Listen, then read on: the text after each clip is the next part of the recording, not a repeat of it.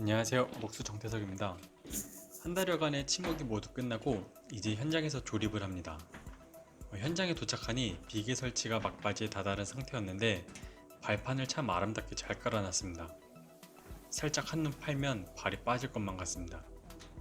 이건 어느 현장을 가도 거의 비슷한데 비계 설치공은 따로 교육을 받지 않는 거 봅니다.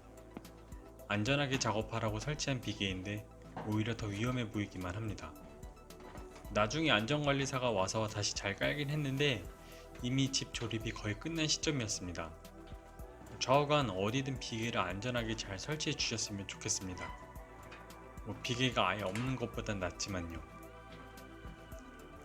보통 한옥은 입주부터 상량까지 이틀 정도면 끝이 납니다. 가구 구조의 조립은 빨리 끝납니다. 다만 각 결구가 이루어지는 부분에서 치목이 잘못되거나 하면 시간이 지체됩니다. 이번 현장의 경우에는 충량과 보모가지 부분에서 시간을 꽤 지체했었습니다만 결과적으로는 모두 잘 됐습니다. 상량식에 얹혀질 종장이와 종돌이를 남겨두고 본격적인 지붕 공사에 들어갑니다.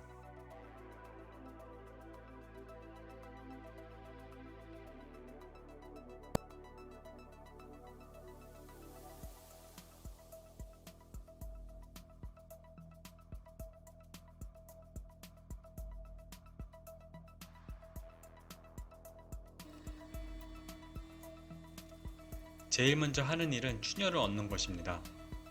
추녀는 부재가 크기 때문에 더욱 조심해야 합니다. 주심돌이와 오량돌이에 걸쳐놨다가 아래로 미끄러져서 사고가 나는 경우도 있다고 합니다. 추녀를 수직으로 잘 세우고 미리 표시한 지점에 맞춰 자리를 잡습니다.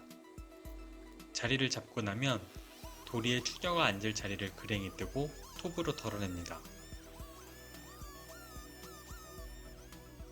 이 작업을 마치면 주심돌이 6인치 못으로 고정을 시키고 추녀정을 사용해 완전히 고정시킵니다. 현재는 추녀정 대신에 전산 볼트를 사용합니다. 추녀를 걸고 나면 평고대를 겁니다. 추녀와 추녀 사이가 멀기 때문에 한 번에 거는 것은 아니고 중간중간 평고대가 걸릴 석가래를 걸고 평고대는 이음을 통해 쭉 걸어줍니다. 처음에 박았던 석가래의 조정을 통해 평고대의 안곡과 안어리곡을 잡고 나면 석가래를 비롯한 선자 석가래를 겁니다. 저는 아직 선자 석가래를 직접 침목하기에는 실력이 부족해서 평석가래를 걸었습니다. 이 평석가래 거는 일도 만만치 않습니다. 왜냐하면 지붕을 탄다는 것 자체가 어려운 일이기 때문입니다. 저는 비행 조종도 무섭지 않게 했음에도 불구하고 이렇게 낭떠러지가 보이는 높이는 지금도 참 어렵습니다. 그나마 처음보다 많이 좋아진 것입니다. 처음엔 두 손 두 발로 석가래 위를 기어 다녔었습니다. 이제야 막 석가래 위를 걸어 다니기 시작한 것이죠.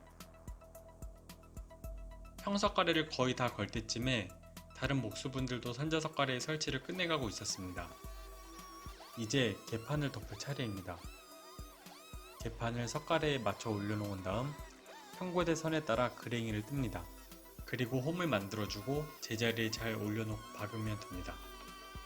개판 덮는 일은 그리 어렵지 않습니다. 개판을 덮는 동안 다른 분들은 격처마를 준비합니다. 추녀 위에 사례를 걸고 이매기를 겁니다. 초매기와 같은 방법입니다. 이매기의 곡을 본 후 부연을 겁니다. 부연을 걸고 나서 착고판을 끼워주는데 반야사에서도 했었던 작업이라 이번에는 꽤 능숙하게 해나갔습니다.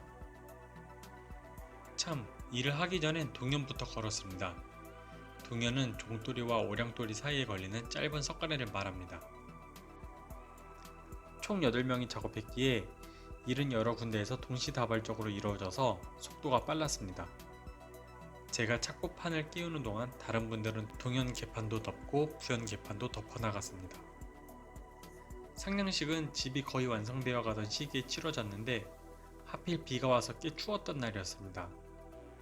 제실 공사였던 만큼 문중분들이 모인 자리였기에 독특할 것 없이 평범하게 치러졌습니다. 사실 지금까지도 재미나고 독특하게 치러진 상량식은 보지 못했습니다. 상량식 후에 합각을 짜고 수장제까지 넣은 후 공사를 모두 마쳤습니다. 모두 큰 탈 없이 안전하게 공사를 마무리해서 다행이었고, 오랜만에 현장 공사를 즐겁게 진행했습니다. 새로 배운 것도 있었고 몸에 더 익숙해진 것도 있었던 의미 있는 현장이었습니다. 이제 모두 막 정들려던 참에 헤어지려니 아쉽기도 하지만 또 만날 날을 기약하며 집을 뒤로하고 퇴근을 합니다.